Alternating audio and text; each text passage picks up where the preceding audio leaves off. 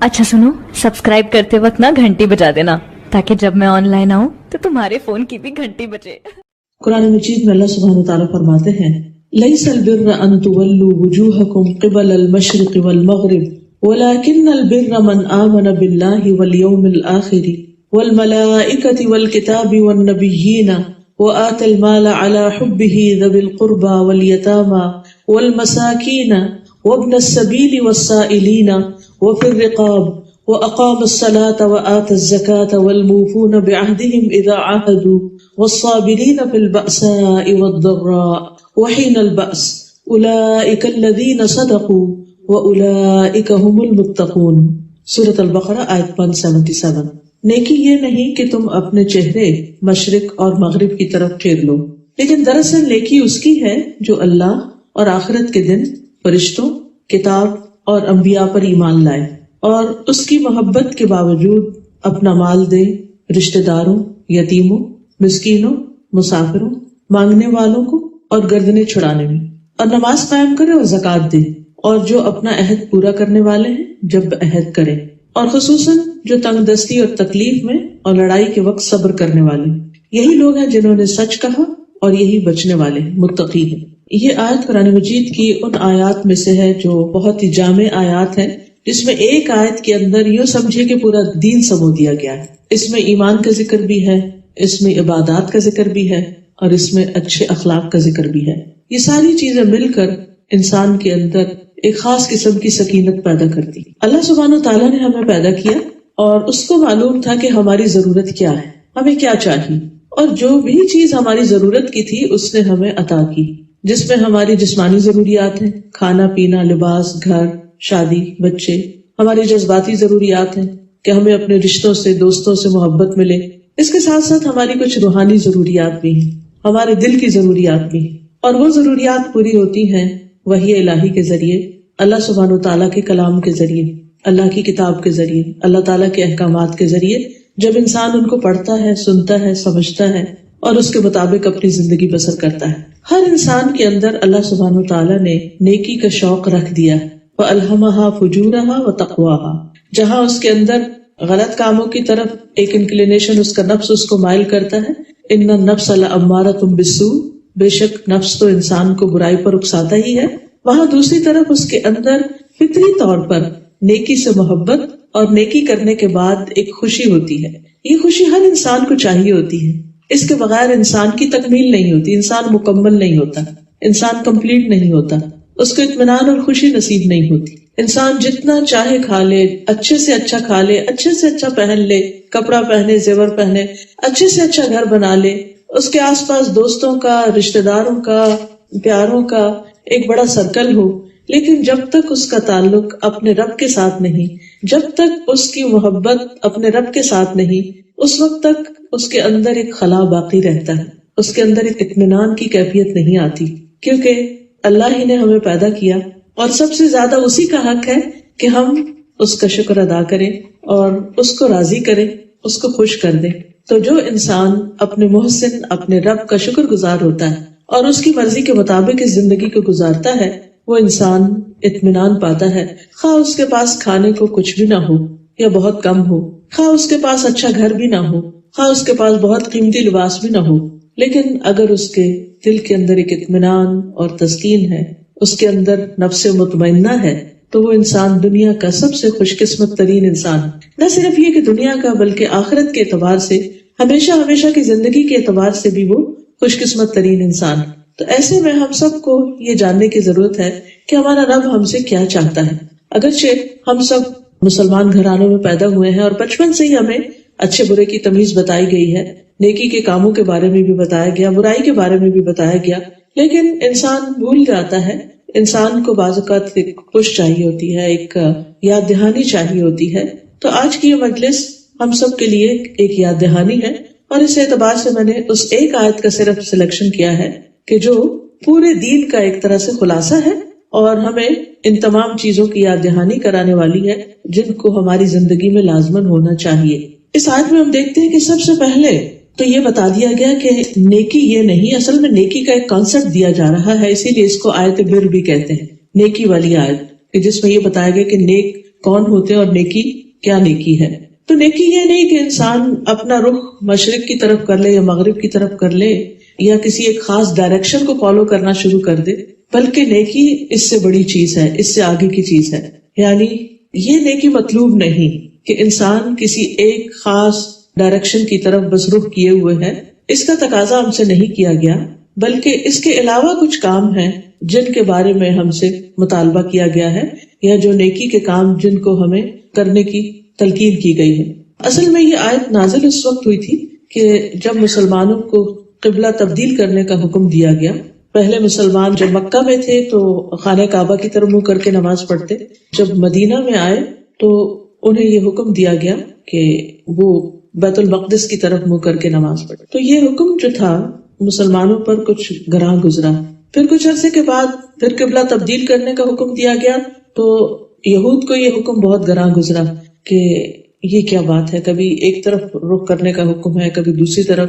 تو حقیقت یہ ہے کہ انسان کے اندر ایک ویکنس ہے کہ وہ چینج کو بہت جلدی ایکسپٹ نہیں کرتا، اس کو وقت لگتا ہے، چاہے وہ اچھائی کی طرف جانے کا ہو یا دوسری طرف جانے کا ہو. تو بہرحال اس چینج کو ایکسپٹ کرنا ان کے لیے مشکل تھا. کبھی ایک طرف ہم رخ کر کے نماز پڑھ رہے ہیں کبھی دوسری طرف. تو یہاں پر دین کی روح اور نیکی کی روح بتا دی گئی کہ وہ کسی ایک ڈائریکشن میں نہیں ہے کہ تم اس طرف رخ کر کے نماز پڑھو گے، عبادت کرو گے تو وہ زیادہ ایکسیپٹیبل ہے اور دوسری طرف نہیں، بلکہ اصل یہ ہے کہ انسان اللہ کی اطاعت کرنے والا ہو. اللہ سبحانہ تعالیٰ کا جدھر بھی مڑنے کا حکم ہے اسی طرح مڑ جائے. یہ ہے اصل نیکی. یعنی نیکی کی روح کیا ہے؟ نیکی کی روح یہ ہے کہ انسان وہ کام کرے جن سے اس کا رب راضی ہو جائے، جن سے اس کا رب خوش ہو جائے. وہ چاہے اس کی اپنے نفس کے خلاف ہو، چاہے وہ اس کے سوسائٹی اس کو پسند نہ کرتی ہو، چاہے وہ وقت کے فیشن کے خلاف ہو یا کسی بھی انسان کی چوائس یا پسند کے خلاف ہو. لیکن اگر وہ چیز اللہ سبحانہ و تعالیٰ کو پسند ہے اور انسان اس کی رضا اور اس کی خوشی کے لیے کر لیتا ہے تو یہی دراصل اس کی نیکی ہے. تو نیکی کرنے کا جذبہ تو ہے، لیکن بعض اوقات انسان جب ایک خاص کام شروع کر دیتا نا تو اس میں وہ پھر اس کو مزہ آنے لگتا ہے، وہ ایک کمفرٹ زون میں آ جاتا ہے. وہ کہتا ہے اب میرے لیے بس یہی کافی ہے، اور اس سے آگے یا اس سے زیادہ وہ پھر اس کے نفس پہ گراں گزرتا ہے، اس کے لیے مشکل ہو جاتا ہے. تو اس لیے یہاں پر یہ بتا دیا گیا کہ اصل نیکی یہ ہے کہ انسان اپنے مال کو خرچ کرے، رشتہ داروں، یتیموں، مسکینوں، مسافروں، سوال کرنے والوں، غلامی کے پندے میں پھنسنے والوں کی مدد کرے، ان سے حسن سلوک کرے، پھر نماز قائم کرے، زکوٰۃ دے. اور یہاں دلچسپ بات یہ ہے کہ پہلے حقوق العباد کا ذکر ہے اور اس کے بعد حقوق اللہ کا ذکر ہے، اللہ کی عبادت کا، نماز اور زکوٰۃ وغیرہ کا. اور اس کے بعد پھر واپس بات حقوق العباد پہ پلٹ آتی ہے کہ لوگوں سے کیے ہوئے وعدے جو ہیں ان کو پورا کیا جائے، مشکل اوقات میں صبر کیا جائے، مالی پریشانی ہو یا جسمانی تکلیف ہو، کوئی بیماری ہو، اس میں صبر سے کام لیا جائے. تو ایسے ہی لوگ دراصل سچے لوگ ہیں، اور ایسے ہی لوگ دراصل تقوی والے لوگ ہیں جو اللہ سبحانہ تعالیٰ کو پسند ہے. تو سب سے پہلے ہم احادیث کی روشنی میں دیکھیں گے کہ اسلام میں نیکی کس کو کہا گیا ہے. اس سلسلے میں مسند احمد بن حنبل کی ایک روایت ہے. وابصہ بن معبد کہتے ہیں کہ میں رسول اللہ صلی اللہ علیہ وسلم کے پاس آیا، آپ نے فرمایا تم نیکی کے بارے میں پوچھنے آئے ہو؟ میں نے کہا جی ہاں. آپ نے فرمایا اپنے دل سے پوچھو. نیکی وہ ہے جس سے تمہارا دل مطمئن ہو، جس سے تمہارا نفس مطمئن ہو، اور گناہ وہ ہے جو تمہارے دل میں کھٹکے اور تمہارا سینہ اس کے بارے میں متردد ہو جائے. چاہے لوگ تمہیں فتویٰ دیں اور بار بار فتویٰ دیں کہ نہیں تم کر لو، کچھ نہیں ہوتا، کوئی فرق نہیں پڑتا، لیکن اگر تمہارے اپنے اندر اس کام کو کرنے کے لیے اطمینان نہیں تو اس کو چھوڑ دو. یعنی بہت سی چیزیں ایسی ہوتی ہیں نا کہ جس کے بارے میں ہم کنفیوز ہوتے ہیں یا شک میں پڑے ہوئے ہوتے ہیں، کریں کہ نہ کریں، ایسا کر لیں یا ویسا کر لیں. تو اس میں انسان کبھی ایک طرف راغب ہوتا ہے کبھی دوسری طرف، اس کو اپنی نیت کا بھی کچھ سمجھ میں نہیں آ رہا ہوتا کہ میں کیوں کر رہا ہوں، یہ کیسے کر رہا ہوں. تو پھر انسان کو اپنے اندر جھانک کے پوچھنا چاہیے کہ انصاف والی بات کیا ہے. بہت دفعہ انسان کی زندگی میں ایسے ٹیسٹ آتے ہیں کہ جس میں انسان کے لیے ڈیسیژن مشکل ہوتے ہیں. تو ایسے میں انسان اپنے اندر جھانک کے پوچھے کہ کیا واقعی جو کچھ میں کر رہی ہوں یہ اللہ ہی کی خاطر ہے، اور اگر اس پر مجھے کوئی تعریف نہیں ملتی، کوئی اجر نہیں ملتا، کوئی دیکھنے والا نہیں، تو بھی کیا مجھے اس کو کرنا چاہیے. تو آپ کے اندر کا ضمیر آپ کو بتائے گا کہ ہاں اصل نیکی تو یہی ہے، خواہ وہ دنیا کی نظر میں نیکی نہ بھی ہو یا لوگ اس کو پسند نہ بھی کرتے ہوں. اسی طرح نواس بن سمان سے مروی ہے کہ نبی صلی اللہ علیہ وسلم نے فرمایا نیکی اچھے اخلاق کا نام ہے. یعنی اگر تم نیک بننا چاہتے ہو تو پھر اپنے اخلاق کو درست کر لو. پھر اسی طرح بڑے بڑے کاموں کے علاوہ چھوٹے چھوٹے جو جیسچرز ہیں، چھوٹے چھوٹے کسی کی مدد ہے، وہ کرنا بھی دراصل نیکی کا کام. بعض اوقات ہم سمجھتے ہیں کہ شاید حج کرنا نیکی کا کام ہے، یا پھر کسی کی بہت بڑی اماؤنٹ کے ساتھ مدد کر دینا. تو آپ نے فرمایا کسی بھی نیکی کو حقیر نہ سمجھو، اگرچہ کسی کو ایک رسی ہی دو، یہ چھوٹی سی چیز، یا جوتے کا تسمہ ہی کیوں نہ دو، یہ بھی نیکی ہے. یعنی بڑے بڑے کام بھی نیکی اور چھوٹی چھوٹی چیزیں بھی نیکی میں شمار ہوتی ہیں. اسی طرح راستے سے تکلیف دہ چیز ہٹا دینا. آپ کسی کو کچھ نہیں دے رہے، کچھ نہیں کر رہے، لیکن آپ گزر رہے ہیں اور دیکھتے کہ یہ چیز کوئی اس سے گر نہ جائے، کوئی پھسل نہ جائے، آپ اس کو ہٹا دیتے ہیں، اسے برف ہی ہٹا دیتے ہیں، یا کوئی اور چیز ہوتا ہے نا. بعض اوقات یہ کہ کسی ایک شخص کے اوپر کام آ جاتا ہے تو آپ سوچتے ہیں روز مجھے ہی کیوں یہ کام کرنا ہے، کوئی اور کیوں نہیں کرتا. تو اس وقت اگر انسان اپنی یہ نیت کر لے کہ میں دوسروں سے تکلیف کو ہٹا رہا ہوں تو وہ بھی انسان کے لیے نیکی اور اللہ کے یہاں بہت بڑے اجر کی بات ہوگی. پھر اسی طرح مسکرا کے دیکھنا کسی کو جو ہے یہ بھی نیکی ہے. اس میں تو کچھ بھی خرچ نہیں آتا، لیکن اس پر بھی انسان کے لیے اجر لکھ لیا جاتا ہے. اسی طرح آپ نے فرمایا کہ نیکی کے کسی کام کو حقیر نہ سمجھو، اگرچہ تم اپنے بھائی سے حشاش بشاش چہرے کے ساتھ بات کرو، یعنی خوشی کے ساتھ اور ایک ویلکم کرتے ہوئے. ایک یہ کہ انسان لیے دیے رہے، بہت ریزرو رہے، اور یہ کہ انسان کھلے دل کے ساتھ آگے بڑھ کر کسی سے ملاقات کرے، تو یہ بھی نیکی کا کام ہے. پھر اسی طرح سلام کرتے رہنا، سلام پھیلانا، اچھی بات کرنا. ایک شخص آئے اور کہنے لگے اللہ کے رسول صلی اللہ علیہ وسلم آپ مجھے کوئی ایسا کام بتا دیں کہ میں جنت میں چلا جاؤں، جنت میں داخل ہو جاؤں. تو آپ نے فرمایا دو چیزیں مغفرت کو واجب کرتی ہیں، یعنی اگر تم وہ کرو گے تو تمہارے گناہ بخشے جائیں گے، یعنی جنت میں لے جانے والی ہیں. ایک ہے سلام پھیلانا اور دوسرے اچھی بات کرنا، یعنی دوسروں کے ساتھ وہ بات کرو کہ جس سے ان کا دل خوش ہو، ان کو تکلیف دینے والی بات نہ کرو. اور خاص طور پر جب انسان اپنے گھر والوں کے بیچ میں رہتا ہے یا رشتے داروں کے بیچ میں، تو انسان کو ہر ایک کی ویکنیس بھی پتہ چل جاتی ہے کہ کون کس بات کو مائنڈ کرتا ہے، کس کے سامنے کس چیز کا ذکر کیا جائے تو اس کو پسند نہیں آتی. تو ایسی چیزوں کو بھی اوائڈ کرنا چاہیے. جب ہمیں پتہ ہے کہ ہم کسی سے کسی خاص چیز کے بارے میں پوچھیں گے، مثلا اگر کسی کے بچے نہیں تو بار بار اس سے یہی سوال کرنا تمہارے بچے کیوں نہیں، یا کیا ہوا تمہیں. اب یہ چیز ہو سکتا ہے اس کے لیے کوئی بہت خوشگوار ٹاپک نہ ہو، چاہے آپ کتنی ہی اچھی نیت کے ساتھ یا کتنے ہی ہمدردی کے ساتھ پوچھ رہے ہوں، لیکن جب ایک دفعہ آپ کو معلوم ہو جائے کہ کسی خاص ٹاپک پہ فلاں شخص کے ساتھ بات کرنا اس کو خوش نہیں کرتا، تو ایسی چیزوں سے بھی انسان کو پرہیز کرنا چاہیے. اور تھوڑی دیر کے لیے انسان اگر اپنی زبان روک لے تو کچھ مشکل نہیں ہوتی. اسی طرح اللہ تعالیٰ کی تسبیح کرنا، حمد کرنا، سبحان اللہ، الحمدللہ، اللہ اکبر، یہ چیزیں تو یہ بھی نیکی میں شمار ہوتا ہے.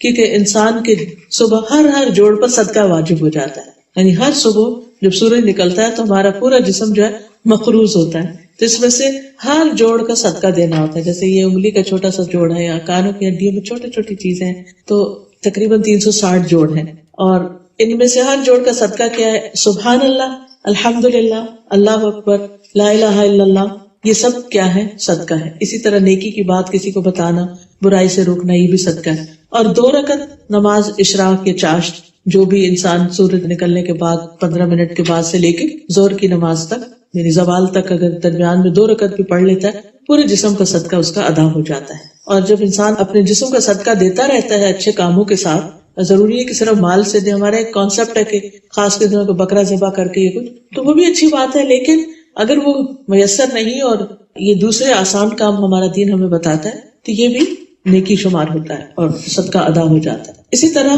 آپ نے فرمایا کہ تمہارا اپنے بھائی کے ڈول میں پانی ڈال دینا. جیسے کنویں سے پانی لوگ نکالتے تھے تو اب نکالا ہے آپ نے اپنے لیے، اور اتنے میں کوئی بچہ آ جاتا ہے، کوئی خاتون آ جاتی ہیں اور ان کے لیے پانی کھینچنا مشکل ہے، تو آپ نکال کے ان کے اس میں ڈال دیتے ہیں، تو یہ بھی آپ کے لیے صدقہ لکھا جاتا ہے. اسی طرح اگر گھر میں آپ کسی کو جگ سے پانی ڈال کے دے دیتے ہیں یا ویسے پانی پلا دیتے ہیں تو بھی بہترین صدقہ ہے. تاکہ ایک گھونٹ پانی بھی کسی کو پلانا جو ہے وہ بھی صدقہ شمار ہوتا ہے. یعنی اگر زیادہ نہیں بھی تو بات ختم کہتے ہیں تو تھوڑا سا ہے، اس سے کیا فائدہ، چلو شرم کے مارے نہیں دیتے، لیکن وہ بھی کسی کو دے دینا نیکی شمار ہوتا ہے. اسی طرح کسی کو سواری پہ سوار کرا دینا، کسی کا سامان اٹھا لینا، خاص طور پر اگر کوئی بیمار ہو یا کوئی بوڑھا ہو، تو یہ ساری چیزیں صرف اس سے تعریف یا شکریہ لینے کے لیے نہیں بلکہ اللہ سبحانہ وتعالیٰ کی رضا کے لیے یہ ساری چیزیں نیکی میں شمار ہوتی ہیں. اسی طرح کسی کو راستہ بتا دینا، راستہ دکھا دینا. پھر اسی طرح کسی ایسے شخص کو جو خوف اور تنہائی محسوس کرے اس کو انس دینا، اس کا حال چال پوچھ لینا. خصوصاً جب ہمارے والدین بوڑھے ہو جاتے ہیں، اگر بیک ہوم ہیں تو کوئی ان کے پاس نہیں ہے یا صرف سرونٹس کے ساتھ رہ رہے ہیں، تو پھر ایسے میں اگر آپ انہیں کال کر لیتے ہیں یا ان کا حال چال پوچھ لیتے ہیں یا ان کے جو کوئی پرابلمز ہیں ان سے کہتے ہیں کہ آپ اس سے شیئر کر لیں، اس کا کوئی سولوشن آپ دے دیتے ہیں، کوئی اچھا مشورہ دے دیتے ہیں، تو ایسے خوف اور فکر اور ہم اور غم کسی کا بانٹنا جو ہے یہ بھی نیکی میں شمار ہوتا ہے. اسی طرح اپنے شر سے دوسرے کو بچانا، یعنی صرف زبان کے نہیں، ہر طرح کے، کہ کسی کو دھکا نہ دے انسان، کسی کو پش نہ کرے، کسی کو کسی بھی طرح کی تکلیف نہ دے. تو ان احادیث سے یہ پتہ چلتا ہے کہ ہمارے دین میں نیکی جو ہے اس کا کانسیپٹ جو ہے وہ بہت وسیع ہے. عام روز مرہ کے چھوٹے چھوٹے کام، لوگوں کے ساتھ جو برتاؤ ہم کرتے ہیں، لین دین جو کرتے ہیں، اس میں دوسروں کو سہولت دینا، آسانی دینا، ان کی مدد کر دینا، ان کو خوش کر دینا، یہ ساری چیزیں نیکی میں شمار ہوتی ہیں. تو نیکی صرف یہ نہیں کہ تم اس بات پہ پریشان ہو رہے ہو کہ قبلہ مشرق ایک طرف سے دوسری طرف کیوں، بیت المقدس سے خانہ کعبہ یا خانہ کعبہ سے بیت المقدس میں تبدیلی کیوں ہو گئی. یہ بھی دراصل مسلمانوں کی ایک تربیت تھی کہ اس موقع پر بھلا دیکھتے ہیں کہ ری ایکشن کیا ہوتا ہے. تو ایسی تربیت جب انسان کی ہو جاتی ہے تو باقی چیزوں میں بھی اس کے لیے آسانی ہو جاتی. انسان کو زندگی میں بہت دفعہ بہت سی تبدیلیوں سے گزرنا پڑتا ہے، تو ایسے میں انسان اگر دوسروں کے لیے مسئلہ کریٹ نہیں کرتا، سہولت پیدا کرتا ہے، تو وہ اس کے لیے اجر و ثواب کا باعث بنتا ہے. پھر فرمایا کہ وَلَٰكِنَّ الْبِرَّ، لیکن نیکی اس کی نیکی ہے، من آمن باللہ والیوم الآخر والملائکۃ والکتاب والنبیین، کہ انسان اللہ پر ایمان لائے، آخرت پر ایمان لائے، فرشتوں پر ایمان لائے، کتاب پر، نبیوں پر. تو یہاں پر اس آیت میں ان چیزوں کا ذکر آتا ہے، لیکن احادیث سے ہمیں پتہ چلتا ہے کہ تقدیر پر ایمان یہ بھی ضروری ہے. آپ نے فرمایا نبی صلی اللہ علیہ وسلم نے، ایمان یہ ہے کہ تم اللہ پر ایمان لاؤ، اس کے فرشتوں، اس کی کتابوں، اس کے رسولوں پر، جنت پر ایمان لاؤ، آگ پر، میزان پر ایمان لاؤ، یعنی آخرت کے جتنے مرحلے ہیں کہ پلسرات ہے، میزان ہے، اعمال تولے جائیں گے، موت کے بعد جی اٹھنے پر، اور تقدیر کے اچھے برے ہونے پر. اور انسان اس وقت تک مومن نہیں ہوتا جب تک ان تمام چیزوں پر جن پر ایمان لانا ضروری ہے ان پر ایمان نہ لائے.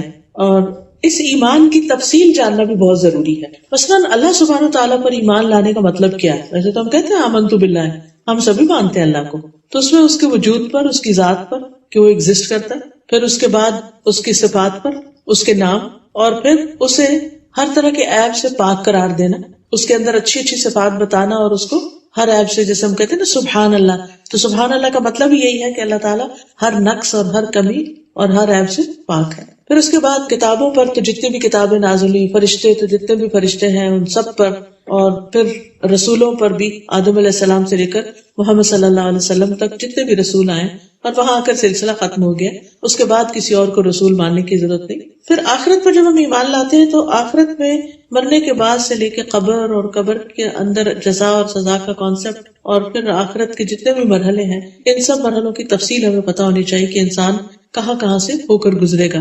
تو اس پر ایمان جو ہے وہ آخرت پر ایمان کا حصہ ہے. بہرحال پھر اس کے بعد وَآتَى الْمَالَ عَلَىٰ حُبِّهِ، اور اس کی محبت میں، یعنی اللہ کی محبت میں مال خرچ کرے.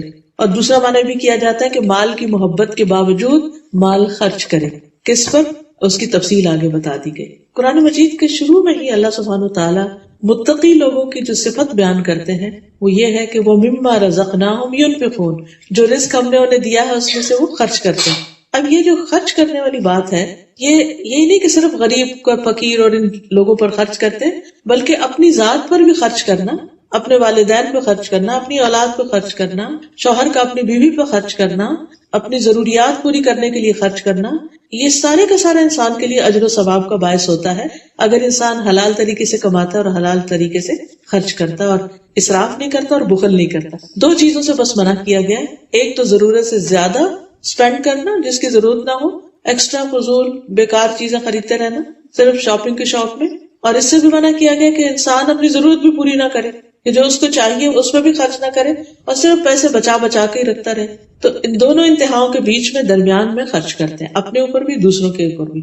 انسان خود پر، اپنے بچوں پر تو خوشی سے خرچ کر لیتا ہے، لیکن دوسروں پر جب خرچ کرنے کی باری آتی ہے تو اس میں بعض اوقات انسان کو اپنی ضروریات پھر یاد آ جاتی ہے، اپنے حال کی نہیں اپنے فیوچر کی بھی یاد آتی، اور اس وجہ سے انسان پھر دوسروں کو نہیں دیتا جو ہم سے زیادہ ضرورت مند ہوتے ہیں. پھر اس میں یہ بھی آتا ہے کہ خرچ کرنے کے بعد جب انسان کسی بھی یتیم، مسکین، ضرورت مند بہن بھائی پر اچھے ہوں ان کے حالات یا نہیں، کسی بھی صورت میں خرچ کرے تو پھر کیا کہے، لا نرید منکم جزاء ولا شکورا، نہ ہم بدلہ چاہتے ہیں نہ شکریہ چاہتے ہیں. یعنی انسان دے کر خرچ کر کے کسی سے اس کا جواب نہ مانگے، صرف اللہ کی خاطر خرچ کرے اور اس کا صلہ اس سے مانگے. پھر اسی طرح مال کی محبت اور حرص کے باوجود خرچ کرنے کا اجر بہت بڑا ہے. ایک آدمی نے آپ صلی اللہ علیہ وسلم سے پوچھا کہ سب سے افضل صدقہ کون سا ہے؟ تو آپ نے فرمایا کہ تندرستی کی حالت میں، کہ تم صحت مند ہو، کیونکہ بیماری میں تو انسان پھر بیماری دور کرنے کے لیے بھی صدقہ کرتا ہے، اور اس میں بھی کرنا چاہیے. حدیث میں آتا ہے کہ اپنی بیماریوں کا علاج صدقے سے کرو،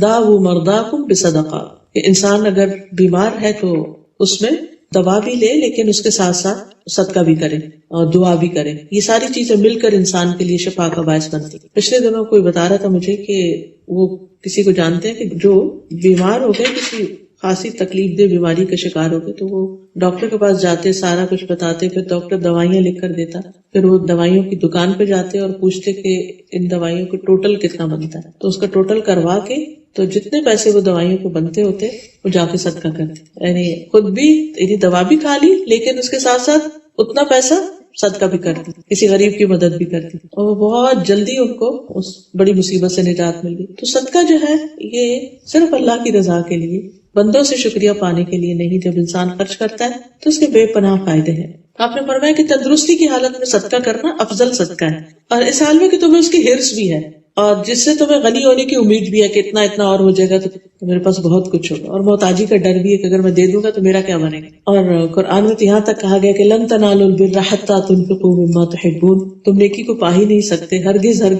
جب تک کہ تم وہ خرچ نہ کرو جس سے تم محبت کرتے ہو. یعنی پسندیدہ چیز خرچ کرنا، صرف یہ نہیں کہ ایکسٹرا بیکار فضول اور ایسی چیزیں جو ہمارے کام کی نہیں بس صرف وہ نکال دو، نہیں. بعض اوقات کوئی ایسی چیز جس کو استعمال کرنے کو آپ کا اپنا دل بھی چاہ رہا ہو تو آپ اس کو صرف اللہ کو خوش کرنے کے لیے کسی اور کو دے دیں، اور ریٹرن کی کوئی لالچ یا کوئی بھی غرض اور حرص نہ ہو اس میں، تو یہ بہترین صدقہ ہوتا ہے. کبھی کبھی دل چاہتا ہے کہ اللہ کوئی ایسا کام کرے کہ تو راضی ہو جائے ہم سے، تو ان کاموں میں سے ایک یہ ہے کہ انسان پھر اپنی پسندیدہ چیز میں سے کچھ اللہ کے راستے میں دے.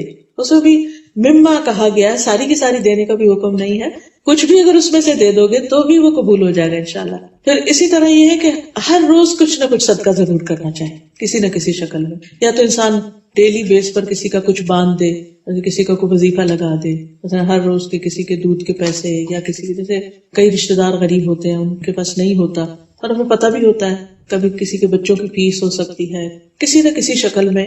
اور بعض اوقات ایسا ہوتا ہے کہ آپ کے آس پاس کوئی غریب مسکین نہیں ہوتا، تو اگر پانی کا ایک گھونٹ بھی آپ کسی کو پلاتے ہیں تو وہ بھی آپ کے حق میں صدقہ لکھا جاتا ہے. اس نیت کے ساتھ کہ اللہ تیری رضا کے لیے میں دوسروں کی مدد اور خدمت کر رہی ہوں. حدیث میں آتا ہے کہ ہر روز صبح 2 فرشتے اترتے ہیں، ان میں سے ایک کہتا ہے اے اللہ خرچ کرنے والے کو اس کا بدلہ دے، اس کو اور بھی دے، اور دوسرا فرشتہ کہتا ہے کہ اللہ روک کے رکھنے والے کے مال کو ضائع کر دے، ایسی جگہ لگے کہ کوئی فائدہ اس کو نہ ہو. اب خرچ کہاں کہاں کرے، کس کس کو دے، تو سب سے پہلا حق بتایا کہ رشتہ داروں کا.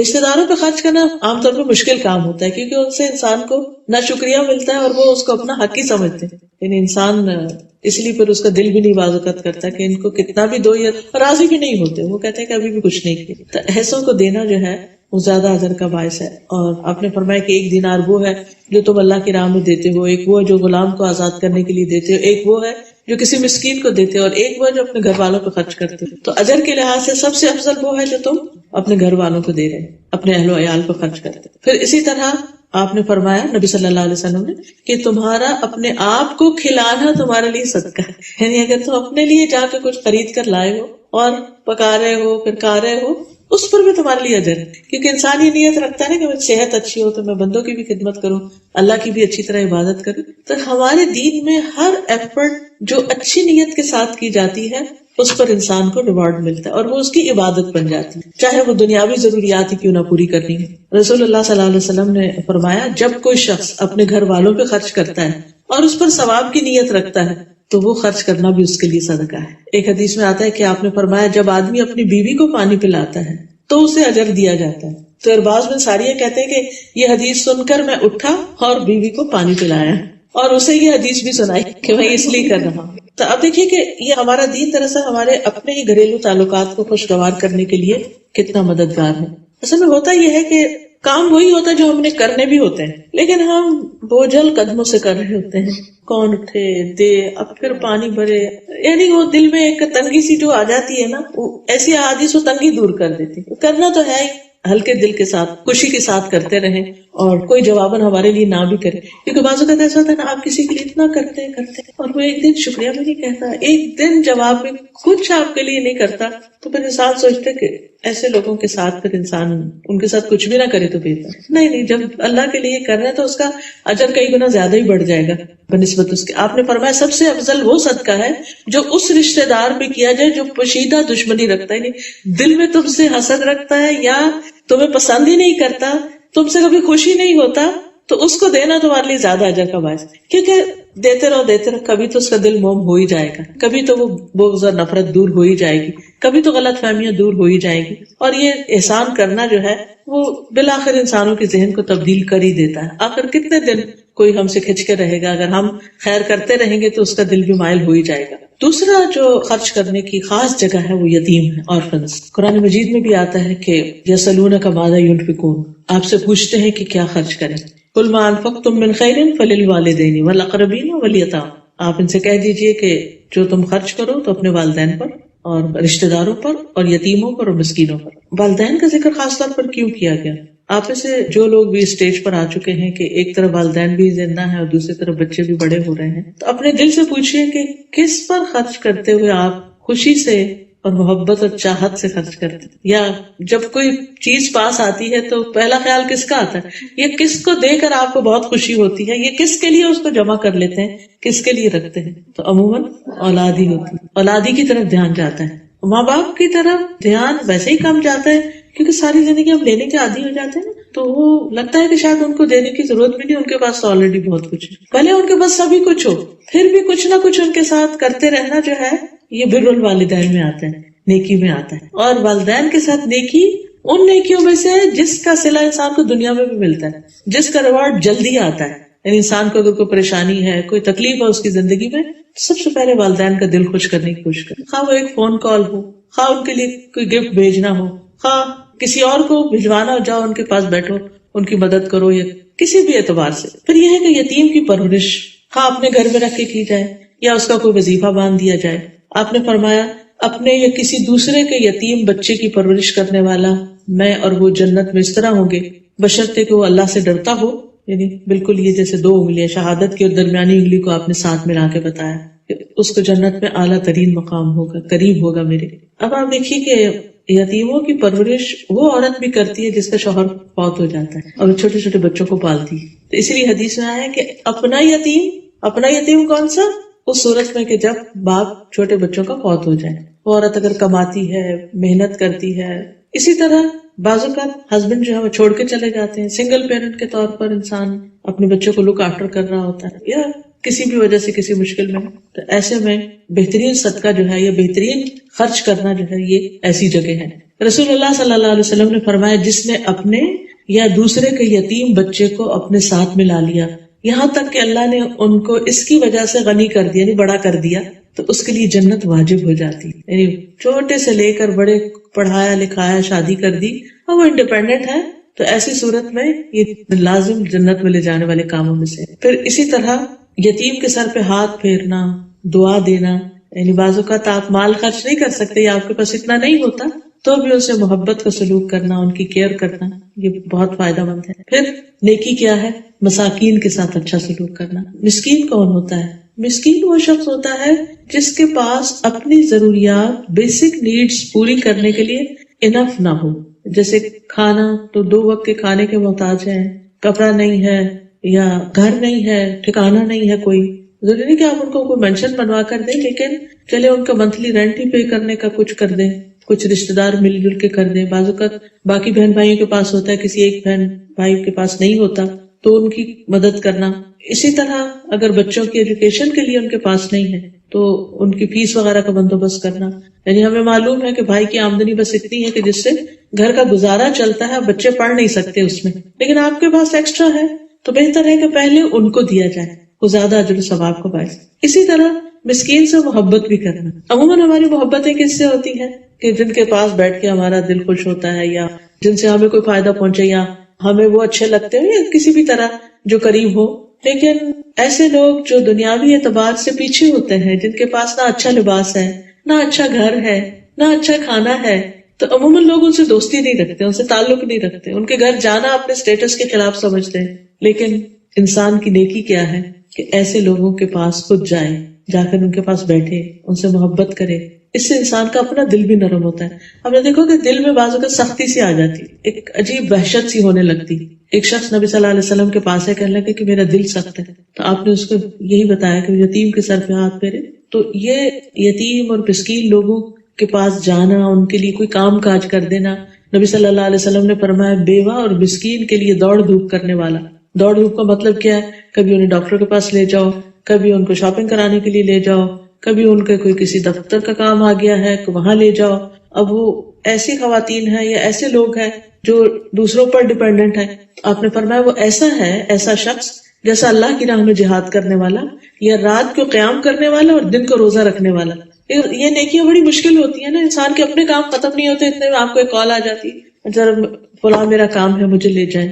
کچھ لوگ بیمار ہوتے ہیں، ان کو ساری زندگی بہت اچھی گزری ہوتی ہے، لیکن بڑھاپے میں نہ خود گاڑی چلا سکتے ہیں، نہ کہیں جا سکتے ہیں، نہ آ سکتے ہیں، خصوصاً جب موسم سخت ہو جاتا ہے. تو ایسے میں ایسے لوگوں کے کام کر دینا، ان کا خیال رکھنا، ان کے بارے میں سوچنا کہ ان کو ضرورت ہو سکتی ہے ہماری، یہ ساری چیزیں نیکی میں شمار ہوتی ہیں. اور ایسا کرنے والا حقیقت میں نیک شخص ہوتا ہے. نبی صلی اللہ علیہ وسلم نے فرمایا مسکینوں سے محبت کرو. ابو سعید کہتے تھے مساکین سے محبت کرو، کیونکہ میں نے رسول اللہ صلی اللہ علیہ وسلم کو فرماتے ہوئے سنا، آپ اپنی دعا میں کہتے تھے اے اللہ مجھے مسکین کی زندگی، مسکین کی موت اور میرا حشر مسکینوں کی جماعت کے ساتھ ہو.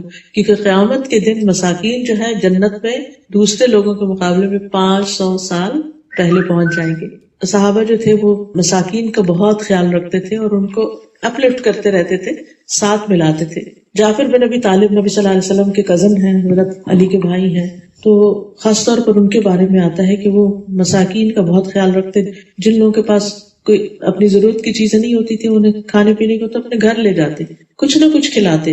اور کبھی ایسا بھی ہوتا تھا کہ کچھ بھی ان کے گھر میں نہیں ہوتا تھا تو وہ گھی یا شہد رکھنے کا جو برتن ہوتا تھا وہی لے آتے تھے کہ چلو اس کو ہی چاٹ لو.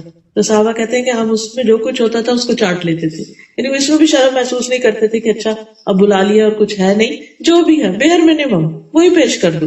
اسی طرح نبی صلی اللہ علیہ وسلم کو ایک دفعہ ایک جانور ہوتا ہے وہ پیش کی جیسے لیزرڈ کی طرح ہوتا ہے، تو آپ کو پسند نہیں تھا تو آپ نے اس کو نہیں کھایا. تو حضرت عائشہ کہتی ہے کہ آپ مساکین کو کھلا دیں، تو آپ نے فرمایا جو چیز خود نہیں کھاتے ان کو بھی نہ کھلاؤ. یعنی مساکین کو صرف بچا کھچا نہیں بلکہ اچھی چیزیں بھی دو. پھر وابن السبیل، مسافر کا حق ہے. اب مسافر کون ہے؟ مسافر ایک تو وہ شخص ہے کہ جو کہیں بھی ٹریول کر رہا ہے، امیر ہے یا غریب، لیکن راستے میں اچانک بیمار ہو گیا ہے یا اس کا سب کچھ لٹ گیا، کھو گیا ہے، یا راستہ کھو گیا ہے، بھول گیا. کیونکہ ضروری نہیں کہ ہر شخص ہائی ویز پہ ہی سفر کرنے والا ہو، بعض اوقات آؤٹ اسکرٹس میں بھی نکل جاتے ہیں. ایسے علاقے بھی ہوتے ہیں جہاں گاڑیاں نہیں جاتی ہیں، گھوڑے خچروں پر بھی آج تک وہاں پر لوگ ٹریول کرتے ہیں پہاڑی علاقوں میں. تو ایسی صورت میں اس کی مدد خواہ پانی کے گلاس سے ہی کیوں نہ ہو، یعنی ضروری نہیں کہ وہ کو بہت کچھ ہم اس کے لیے کریں، جتنی ہماری توفیق ہو اس کی مدد اور خدمت کرنا جو ہے. آپ صلی اللہ علیہ وسلم نے اس کے بارے میں بتایا کہ مرنے کے بعد جن نیکیوں کا ثواب ملتا ہے یعنی صدقہ جاریہ کے، اس میں سے مسافر خانہ بنانا بھی ہے. اسی لیے آپ دیکھیں کہ ابھی بھی اگر آپ اسلامک ورلڈ میں ٹریول کریں تو ان کے جو پرانے علاقے ہیں، مثلا مجھے کچھ سال پہلے سیریا جانے کا اتفاق ہوا، تو وہاں جو ان کا اولڈ سٹی تھا ڈماسکس کا اور ایون حلب کا، وہاں پر کچھ اس طرح کے گھر بنے ہوئے تھے جیسے آپ یوں سمجھیں جیسے پاکستان میں کبھی آپ کسی ٹرک اڈے کے اوپر گئے ہوں یا کچھ، تو وہ چھوٹے چھوٹے سے گھر اوپر نیچے اور پورے ایک. تو میں نے پوچھا کہ یہ کیا؟ تو کہتے کہ یہاں ٹریڈرز آتے تھے اور آ کے تو اپنی چیزوں کا خرید و فروخت کرتے، اور ان جگہوں پر ان چھوٹے چھوٹے کمروں اور گھروں میں، جیسے آج کل تو ہوٹل بن گئے، تو یہاں رہا کرتے. سرائے ٹائپ جیسے ہوتا ہے، رباط بھی کہتے، سرائے بھی کہتے، تو اس میں رہتے تھے. اور وہ یعنی فری رہائش ہوتی تھی، جو آیا رہا اپنا کام کیا اور پھر چلے گئے. تو مسافروں کا خیال رکھنا جو ہے یہ ہمیشہ سے ہمارے کلچر کا ایک حصہ رہا ہے، اور اس کا اجر جو ہے وہ مرنے کے بعد بھی انسان کو ملتا رہتا ہے. اسی طرح یہ ہے کہ اگر کوئی شخص مسافر کی ضرورت کو پورا نہیں کرتا جبکہ اس کے پاس استطاعت ہو، تو ایسا شخص جو ہے اللہ تعالیٰ قیامت کے دن اس سے بات نہیں کرے گا، اس سے سخت ناراض ہوگا. پھر اسی طرح والسائلین، مانگنے والے. اگرچہ مانگنا ناپسندیدہ اور اس سے منع بھی کیا گیا ہے، لیکن سم ٹائم یہ ہوتا ہے کہ کچھ لوگ بہت ہی شدید ضرورت مند ہوتے ہیں، ان کو مانگنا ہی پڑتا ہے، تو ان کا بھی حق ہے۔ آپ نے فرمایا کہ مانگنے والے کو نہ لوٹاؤ، خواہ بکری کا جلا ہوا کھری کیوں نہ دے دو، اگر اور کچھ نہیں جو ہے وہی دے دو۔ پھر اسی طرح غلام کو آزاد کرنا، آج کے دور میں غلامی تو نہیں ہے، لیکن بعض اوقات لوگ بے وجہ بے گناہ پکڑے جاتے ہیں، جیلوں میں بند ہو جاتے ہیں، ان کو چھڑانے کے لیے بڑی بڑی رقم چاہیے ہوتی ہے، تو ان کو آزاد کرانا جو ہے وہ بھی ایک بہت بڑا کام ہے۔ یہ ہوتے حقوق العباد۔ اس کے بعد یہ ہے کہ انسان صرف ان چیزوں کو کر کے خوش نہ ہو جائے بلکہ اس کے ساتھ ساتھ اللہ کا حق بھی ادا کرے۔ اچھا، ہمارا کیا ہوتا ہے کہ ہم اگر بندوں کی خدمت کر رہے ہیں تو نماز چھوڑنا شروع کر دیں گے، اور اگر نمازوں کی پابندی کر رہے ہیں تو بندوں کی طرف سے غافل ہو جائیں گے۔ تو وہی بات ہو گئی، یا مشرق کے ہو گئے یا مغرب کے ہو گئے، یا ایک کام پکڑ لیا یا دوسرا پکڑ لیا۔ تو اس میں بیلنس رکھنا جو ہے اور اعتدال سے کام لینا یہ بہت ضروری ہوتا ہے۔ تو اس لیے وہ اقام الصلاۃ بیچ میں آ گئی کہ یہ سارے کام بہت اچھے ہیں، لیکن ساتھ ساتھ نماز بھی۔ شروع میں ایمان کا ذکر کر دیا کیونکہ ایمان کے بغیر تو کوئی نیکی قبول نہیں، پھر نیکیوں کا ذکر کر دیا کہ پھر نماز قائم کرنے کا۔ ایک شخص نے نبی صلی اللہ علیہ وسلم سے پوچھا کہ سب سے افضل عمل کون سا ہے؟ فرمایا نماز کو وقت پہ ادا کرنا، یعنی اس کے پرسکرائب ٹائم کے اندر اس کو، پھر والدین کے ساتھ نیکی کرنا، پھر اللہ کے راستے میں جہاد کرنا۔ پھر اسلام کا ستون ہے نماز، اور نماز جو ہے وہ انسان کی برائیوں کو دور کرتی ہے۔ اللہ سبحانہ وتعالیٰ روزانہ 2 بار فرشتوں سے بندوں کی نمازوں کی خبر لیتے ہیں۔ قیامت کے دن تو پوچھیں گے، لیکن دنیا میں بھی دن کے 2 اوقات میں فرشتوں سے پوچھتے ہیں کہ میرے بندوں کو کس حال میں پایا۔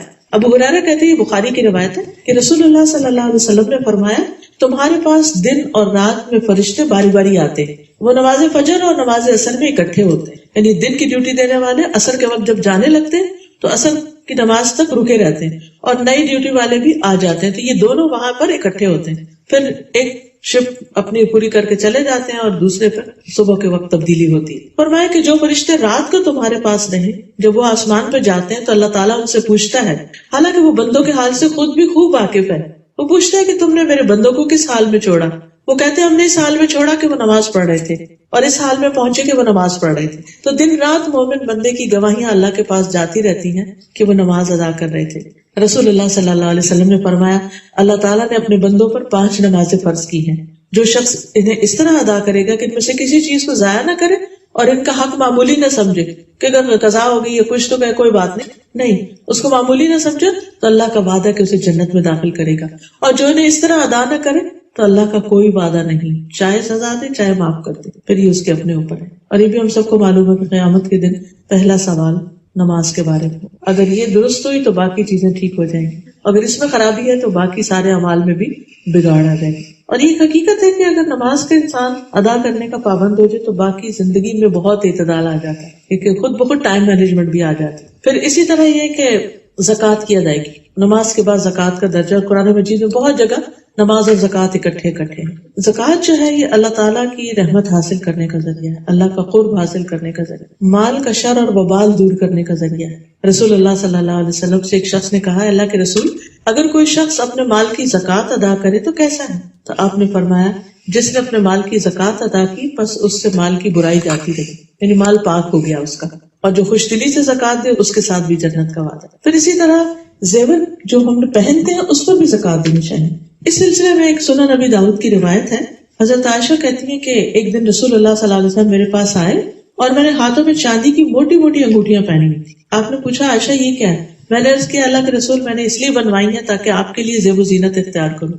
آپ نے فرمایا کیا تم اس کی زکوٰۃ ادا کرتی؟ میں نے کہا نہیں، یا جو اللہ نے چاہا وہ کہا۔ تو آپ نے فرمایا تمہیں جہنم میں لے جانے کے لیے یہی کافی، یعنی اگر تم اس زکوٰۃ کو ادا نہ کرو۔ تو اس لیے بہت کیئرفل ہونا چاہیے۔ ہم یہ کہتے رہتے ہیں کہ یہ تو سسرال کا زیور ہے، ہم تو کماتے نہیں، ہم اس میں سے کیا دیں، نہیں، اسی زیور میں سے نکالنا ضروری ہے۔ اسی طرح اگر خود کما کے کچھ خریدا ہے تو اس میں سے بھی زکوٰۃ دینے کی، تو صرف یہ کہ سال گزرنا ضروری ہے اور 7.5 تولے سونا اور 52 تولے چاندی جو ہے وہ ہونی چاہیے، تب زکوٰۃ عائد ہوتی ہے، یا اس کے ایکویلنٹ اگر کرنسی ہو انسان کے پاس۔ پھر نماز زکوٰۃ کا ذکر کرنے کے بعد وعدوں کی پابندی کی بات کی کہ اپنے وعدے پورے کرتے ہیں۔ اصل میں یہ کہ وعدہ جو ہے وہ اس کے بارے میں قیامت کے دن سوال کیا جائے، وَأَوْفُوا بِالْعَهْدِ إِنَّ الْعَهْدَ كَانَ مَسْئُولًا، عہد کی پابندی کرو کیونکہ اس کے بارے میں پوچھا جائے گا۔ نبی صلی اللہ علیہ وسلم ہر خطبے میں فرماتے تھے اس میں ایمان ہی نہیں جس میں امانت نہیں، اور اس کا دین ہی نہیں جو وعدہ نہیں پورا کرتا. اور وعدہ شکنی جو ہے یہ فاسقوں کی علامت ہے جیسے قرآن مجید میں بتایا گیا, اور منافقین کی علامت ہے. کمٹمنٹس کو نبھانا, اپنے وعدے کو پورا کرنا مومن کی شان ہے. اور آخر میں جو چیز ہمیں بتائی گئی وہ ہے صبر. صبر کب؟ فی البأساء والضراء, مصیبت میں, تنگی میں, تکلیف میں, یعنی مشکل حالات میں. اصل میں اللہ تعالیٰ نے ہمیں دنیا میں امتحان کے لیے بھیجا, ہمیں ٹیسٹ کیا جا رہا ہے, اور اللہ تعالیٰ نے خود ہی بتا دیا کہ تمہیں مختلف طرح سے آزماؤں گا میں.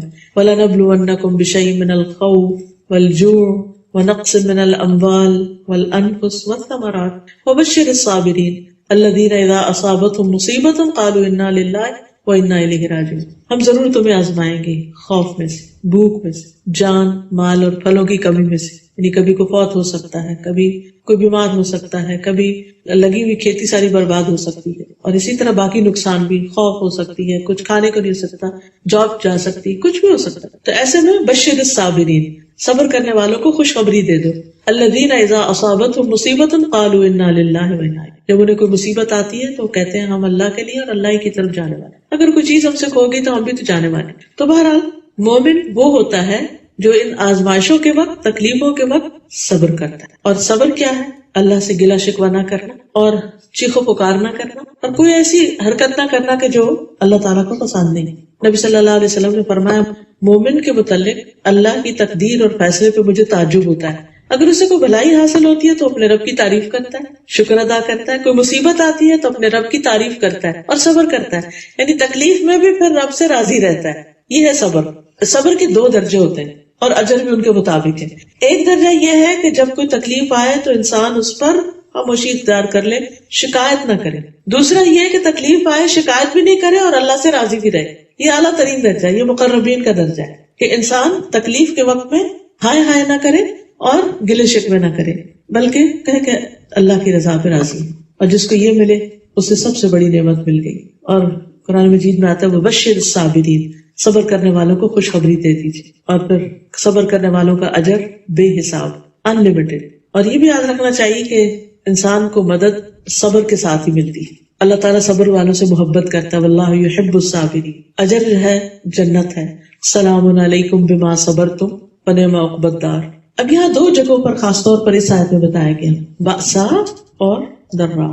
اور اس میں مالی پریشانیاں بھی آتی اور جسمانی بیماری اور تکلیف بھی آتی, یعنی چاہے مال سے پریشانی ہو, باہر سے پریشانی ہو یا اندر کی پریشانی. ایسا کرنے والے اولئک الذین صدقوا, یہ سچے لوگ ہیں, یعنی اپنے ایمان میں سچے ہیں, جنہوں نے کہا کہ اللہ ہمارا رب ہے, ہم اللہ پر ایمان رکھتے ہیں, ہم مسلمان ہیں. یہ اپنے اسلام میں سچے ہیں, اپنے دین میں سچے ہیں. وَأُولَئِكَ هُمُ الْمُتَّقُونَ, اور یہی متقی لوگ ہیں. وہ متقی وہی ہوتا ہے نا جو نیکی کرتا ہے اور گناہ سے بچتا ہے اور پھر نتیجتاً عذاب سے بچ جاتا ہے. تو تقوی جو ہے اس کا تقوی ہے جو یہ سارے کام کرتا ہے. خلاصہ یہ ہے آخر میں جو ساری بات ہمیں بتائی گئی اول سے آخر تک, وہ یہ ہے کہ انسان اپنی زندگی میں اعتدال کے ساتھ اچھے طریقے سے اللہ کی عبادت بھی کرے اور بندوں کے حقوق بھی ادا کرے اور اچھے اخلاق کو اپنائے اور نیکیوں میں دوڑتا چلا جائے. کیونکہ جو کچھ ہم یہاں کریں گے کل قیامت کے دن وہی ہمارے سامنے آئے گا, وہی ہمیں ملے گی. آپ یوں سمجھیے کہ اس وقت ہم محنت کر کے کام کر کے اپنے لیے آخرت کے بینک میں بہت کچھ ڈپازٹ کرا رہے ہیں. جتنا کچھ بھی ڈپازٹ کرایا وہی کل آپ کو واپس ریٹرن ملے گا. ہمیں سارے کو دیکھنا چاہیے کہ وہ کل کے لیے کیا کر رہا ہے اور کیا جمع کروا رہا ہے, کیونکہ جو اس وقت ہمارے پاس دنیا میں ہے وہ سب تو جانے ہی والا ہے, اور باقی وہ ہے جو اللہ کے پاس ہے آخرت میں. تو اللہ تعالیٰ سے دعا ہے کہ اللہ تعالیٰ ہمیں یہ صفات عطا کرے اور ہم سے راضی ہو جائے. کچھ مختصر سی دعا کر لیتے ہیں. یہ دعائیں بھی وہ ہیں جن میں نیکی کا سوال کیا گیا ہے کہ اللہ نیکی کی توفیق عطا فرمائے. سبحان اللہ والحمد للہ ولا الہ الا اللہ واللہ اکبر ولا حول ولا قوة الا باللہ العلی العظیم. اللہم صلی علی محمد وعلی آل محمد کما صلیت علی ابراہیم وعلی آل ابراہیم انک حمید مجید. اللہم بارک علی محمد وعلی آل کما بارکت علی ابراہیم وعلی آل حمید مجید. ربنا آتنا فی الدنیا حسنۃ وفی الآخرۃ حسنۃ وقنا عذاب النار. ربنا اننا سمعنا منادیا ینادی للایمان ان آمنوا بربکم فآمنا. ربنا فاغفر لنا ذنوبنا وکفر عنا سیئاتنا وتوفنا مع الابرار. اللهم انی اسألک فعل الخیرات وترک المنکرات وحب المساکین وان تغفر لی وترحمنی وإذا أردت فتنة في قوم فتوفني غير مفتون وأسألك حبك وحب من يحبك وحب عمل يقربنا إلى حبك يا حي يا قيوم برحمتك أستغيث لا إله إلا أنت سبحانك إني كنت من الظالمين اللهم إني أسألك من الخير كله عاجله وآجله ما علمت منه وما لم أعلم وأعوذ بك من الشر كله عاجله وآجله ما علمت منه وما لم أعلم لا إله إلا أنت سبحانك إني كنت من الظالمين لا حول ولا قوة إلا بالله العلی العظیم. یا اللہ پاک ہم سب پر اپنی رحمت نازل فرما اور ہم نے جو پڑھا سنا ہے ہمیں اس پر عمل کی توفیق عطا فرما اور ہمارے نفع مند علم میں اضافہ فرما. یا اللہ تو ہمارے گناہ معاف کر دے. یا اللہ جو ہم میں سے فوت ہو چکے ہیں ان کے گناہوں کو بھی معاف فرما دے. یا اللہ ہمارے والدین پر اپنی رحمت فرما. یا حی یا قیوم برحمتک استغیث. یا اللہ ہمیں ہر حاسد کے حسد اور ہر شریر کے شر سے محفوظ رکھ. یا اللہ پاک جتنی بہنیں آئی ہیں اللہ ان کی دعائیں قبول فرما. اس گھر پر اپنی رحمت اور خیر و برکت نازل فرما. ان کو دنیا اور آخرت کی نعمتوں سے مالا مال فرما دے. ربنا تقبل منا انک انت السمیع العلیم وتب علینا انک انت التواب الرحیم. وصلی اللہ تعالی علی خیر خلقہ محمد وعلی آلہ واصحابہ واہل بیتہ اجمعین برحمتک یا ارحم الراحمین. الہی آمین. سبحانک اللہم وبحمدک اشہد ان لا الہ الا انت استغفرک واتوب الیک. السلام علیکم ورحمۃ اللہ. اگر آپ کے ذہن میں کوئی کوشچن ہو، کوئی بات آپ کرنا چاہیں یا آسیہ آپ کچھ کہنا چاہیں یا آپ اس میں سے جو کچھ ہم نے ریمائنڈر لیا ہے اس میں کچھ ایڈ کرنا چاہیں. میں سوچ رہی تھی کہ اسپیشلی اس سوسائٹی میں، اس کمیونٹی میں سوشل ورک کا اتنا زیادہ کانسیپٹ ہے یہاں پہ یوتھ میں، اینڈ بہت زیادہ لوگ سوشل ورک کر رہے ہیں، ہاسپٹل وزٹ کر رہے ہیں، پریزنٹ وزٹ کر رہے ہیں، لیکن واٹس مسنگ آؤٹ از دا عبادات. جیسا سادہ کہتا ہے بیلنس کرنا بہت ضروری ہے، اینڈ دیٹس دا پرائیورٹی. عبادات فرسٹ اینڈ دین عبادت ساتھ ساتھ چلے گا، لیکن پہلے پوری کا ریمائنڈر تھا اپنے لیے بھی. میں اپنے بچوں کو بھی کہتی ہوں کہ ڈو ناٹ فورگیٹ یور عبادت، your first before anyone come. اصل میں عبادت ہمیں اسٹرانگ کرتی ہے بندوں کی مدد اور خدمت پر. صرف آپ سے پوچھ کہ چارج کی نماز کا ٹائم کیا؟ سورج نکلنے کے 15 منٹ بعد سے شروع ہو کر ظہر کی نماز یعنی زوال سے 15 منٹ پہلے تک، جو 12 کر لیں 12 کر لیں. آج کل 12:30 ہو رہا ہے، تو اس میں 2 رکعت چاہے اول وقت میں پڑھے چاہے درمیان میں چاہے آخر میں. جب شروع میں پڑھتے ہیں تو اس کو ہم اشراق بولتے ہیں، جب ہم ذرا دھوپ بہت چڑھ جاتی ہے تو اس کو پھر چاشت بولتے ہیں، یہ دوحا. جی دونوں ہوتے ایک ہی جیسے کہ وہ صدقہ نماز ایک ہی ہے، صدقہ اس میں سے نکل جاتا ہے، چاہے آپ جلدی پڑھ لیں چاہے دیر سے پڑھ لیں. صحیح ہے.